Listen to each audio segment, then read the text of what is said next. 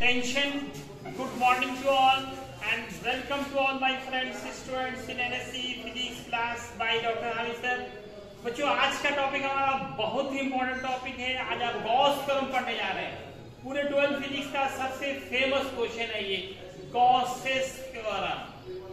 बहुत important long question, कई इसमें बनते हैं कि जो एप्लीकेशन है, उपयोग है, गॉस थ्योरम लिखना, उसको प्रूफ करना, ये एक अलग क्वेश्चन है और उसके 5 यूजेस हैं, तो पांचों फिर लॉन्ग क्वेश्चन बन जाते हैं। तो दोस्तों आज हम लोग गॉस थ्योरम शुरू करेंगे, लेकिन गॉस थ्योरम पढ़ने से पहले आपको इलेक्ट्रिक फ्लक्स की जानकारी होनी चाहिए, क्योंकि ये गॉस थ्योरम इलेक्ट्रिक फ्लक्स के बारे में ही बताता है। गॉस ने इलेक्ट्रिक फ्लक्स का ही एक आसान फॉर्मूला दिया। एक फॉर्मूला तो हम लोग पहले से जानते हैं, कई दिन से हम लोग पिछले वीडियो में भी हमने अपलोड किया था इलेक्ट्रिक फ्लक्स, इसका definition, formula, unit, dimension.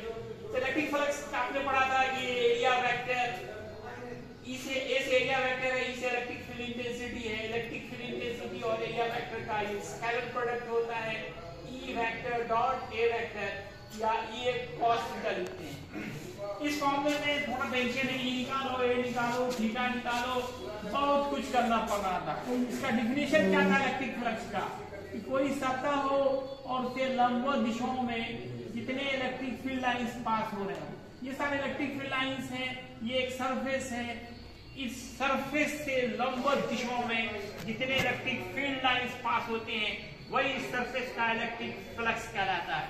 Phi से डिनोट करते हैं, फॉर्मूला होता है E vector dot A vector या फिर ई एक कॉस थीटा।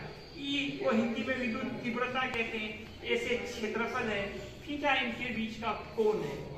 एक और टर्म यहाँ पे हम लोग को चाहिए सॉलिड एंगल। सॉलिड एंगल ये हम लोग 11th में ही पढ़ते हैं, एक्चुअली 11th में पढ़ते हैं सप्लीमेंट्री क्वांटिटी, दो होते हैं, एक प्लेन एंगल, एक सॉलिड एंगल। ये सॉलिड एंगल 3 डायमेंशनल एंगल है। कहते हैं इसमें कि कोई गोला हो, एक स्फीयर हो, एक क्या हो स्फीयर, गोला। जैसे मान लो एक फुटबॉल है, फुटबॉल क्या है, स्फीयर है, इसके सरफेस पर आप एक छोटा सा टुकड़ा ले लो। अब ये टुकड़ा जो है अपने ही सेंटर पे जितना एंगल बनाएगा that angle is known as solid angle. किसी गोले के सतह, ये बूढ़ा सतह भी हो सकता है या इसका एक टुकड़ा हो सकता है, किसी गोले के सतह द्वारा उसी के केंद्र पर बनाए गए कोण को ठोस कोण कहते हैं, सॉलिड एंगल कहते हैं। किसी ओमेगा या डी ओमेगा से सूचित करते हैं। इसका जो फॉर्मूला होता है, जिस टुकड़े को लेते हैं उसके एरिया लेते हैं और उसमें रेडियस के स्क्वायर से भाग देते हैं। इस चिन्ह का नाम ओमेगा होता है और इस तरह से लिखेंगे डी ओमेगा। छोटा चीज के लिए हम लोग हमेशा डी लगाते हैं, छोटा कोण है तो डी ओमेगा, छोटा क्षेत्र का एरिया है तो डी ए लिखते हैं, d A by r square का फॉर्मूला होता है। इसका ऐसा इसके रेडियन होता है और dimension M naught L naught T naught होता है। M naught L naught T naught, इसका कोई डायमेंशन नहीं होता। इस बार भी नीट में एक सवाल था कि इसमें कौन डायमेंशन लेस क्वांटिटी, इसका कोई डायमेंशन नहीं होता है। तो सॉलिड एंगल हो या कोई भी एंगल हो, प्लेन एंगल हो, दोनों का ना तो यूनिट तो होता है लेकिन डायमेंशन नहीं होता है। ऐसा बहुत कम ही चीजें हैं जिनका यूनिट हो लेकिन डायमेंशन ना हो, ऐसा बहुत कम चीजें। ज्यादातर में क्या होता है, यूनिट नहीं तो डायमेंशन नहीं है। लेकिन एक ऐसा क्वांटिटी है जिसका यूनिट तो है लेकिन डायमेंशन नहीं होता है, इसको M naught L naught T not लिखते हैं, इसको डायमेंशन लेस क्वांटिटी लिखते हैं। टोटल वैल्यू निकालना है सॉलिड एंगल का तो टोटल एरिया लेंगे बाई आर स्क्वायर कहेंगे।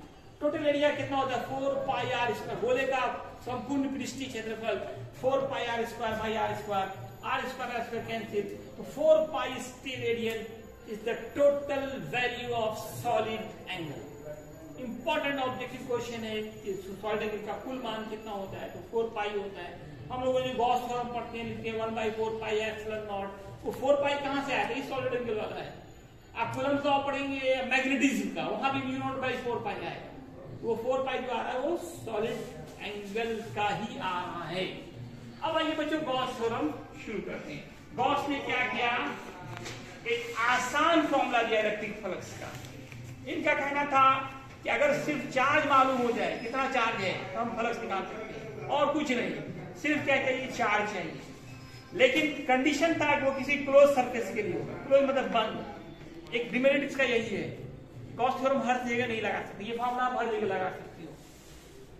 गॉस थ्योरम कहां लगा सकते हैं, किसी क्लोज सरफेस के लिए, जैसे गोला है, बेलन है, शंकु है, घन है, घनाभ है, इस जगह आप क्या लगाओगे, गॉस थ्योरम। गॉस का कहना यही है कि किसी बंद सतह का कुल विद्युत फ्लक्स उसके अंदर उपस्थित कुल आवेशों का 1/ε0 गुना होता है। इसको पहले मैं लिख देता हूं, फिर समझाऊंगा। इनका कहना है कि किसी बंद सतह, कंडीशन से शुरू हो रहा है, कंडीशन शर्त है इसमें कि बंद सतह ही होना चाहिए।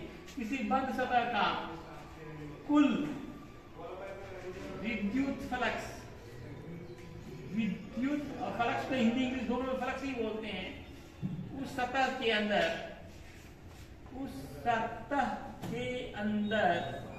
उपस्थित आवेशों का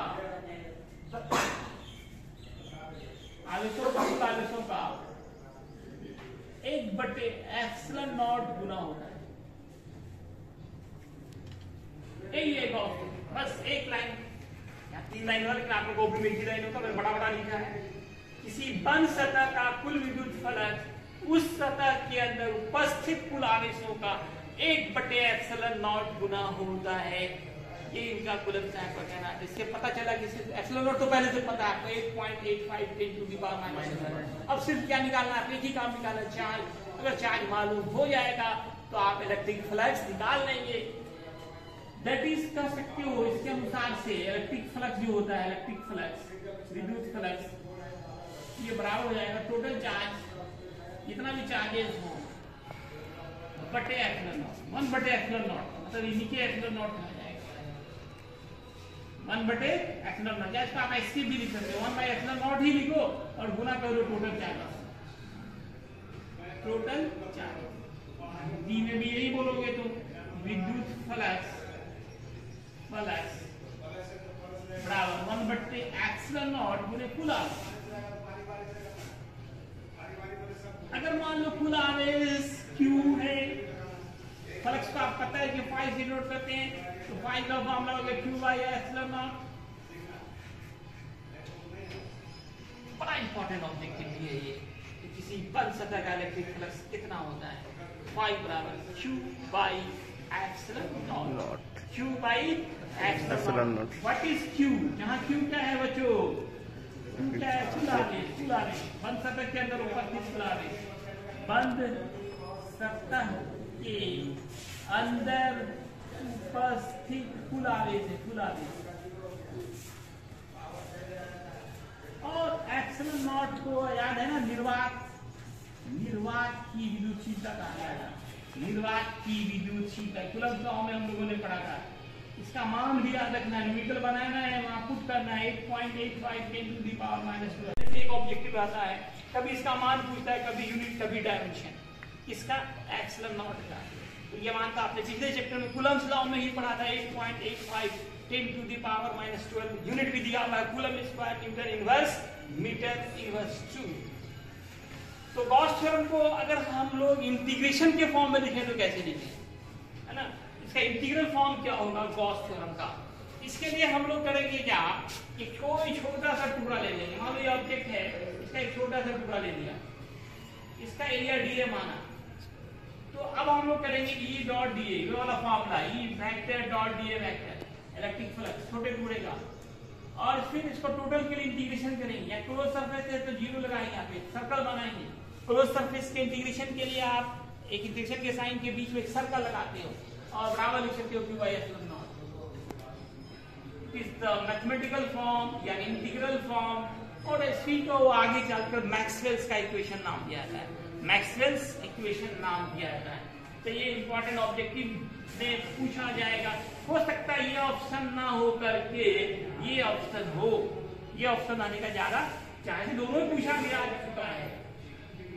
हर तरह के नीट में भी पिछले साल भी इस तरह का एक क्वेश्चन इलेक्ट्रिक फ्लक्स पे था, मैं दिखाऊंगा आपको।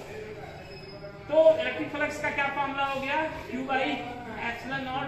दूसरा आप इंटीग्रल फॉर्म में लिखना चाहें, E vector dot dA vector बराबर Q/ε0। Q क्या है? टोटल चार्जेस लाई इनसाइड क्लोज सरफेस। एक एग्जांपल में लेना चाहूंगा इसका कि मान लो कोई सरफेस है, इसके अंदर चार्जेस हैं, कहीं Q1 है, कहीं Q2 है, कहीं Q3 है, कहीं -Q4 है, कहीं -Q5 है। अब करें टोटल फोर्स निकालो इसका। इतने सारे चार्जेस दिए गए हैं, और आपसे कहा जा रहा है find out total electric flux. यही सवाल पिछले साल नीट में था, थोड़ा सा डाटा चेंज कर रहा हूं मैं। तो टोटल फ्लक्स क्या होगा? Total flux in given figure,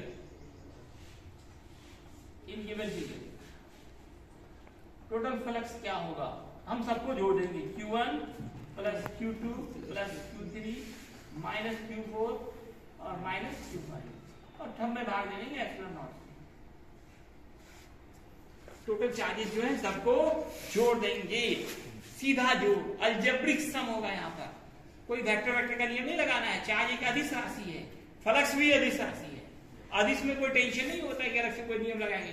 बचपन में जो जोड़ सीखे हैं आप, उसी तरह जितना भी चार्ज हो सबको जोड़ दीजिए और एप्सिलॉन नॉट से भाग दे दीजिए, यही निकल जाएगा आपका टोटल इलेक्ट्रिक फ्लक्स। तो बच्चों गॉस थ्योरम क्या कहता है कि किसी बंद सतह का कुल विद्युत फ्लक्स उस सतह के अंदर उपस्थित कुल आवेशों का 1/, एप्सिलॉन नॉट गुना होता है। मतलब अगर आपने किसी क्लोज सरफेस का सिर्फ चार्ज निकाल लिया, उसको एप्सिलॉन नॉट से भाग दे दीजिए या 1/, एप्सिलॉन नॉट से गुना कर दीजिए, वो आपका इलेक्ट्रिक फ्लक्स हो जाएगा। उसी को इंटीग्रल फॉर्म में आप इस तरह से लिख सकते हो। एक एग्जांपल दिया गया है, कल हम लोग इसका प्रूफ देखेंगे, गॉस थ्योरम का प्रूफ। दोस्तों इतना ही, धन्यवाद। किसी को कोई प्रॉब्लम है तो कमेंट बॉक्स में जरूर लिखें। धन्यवाद।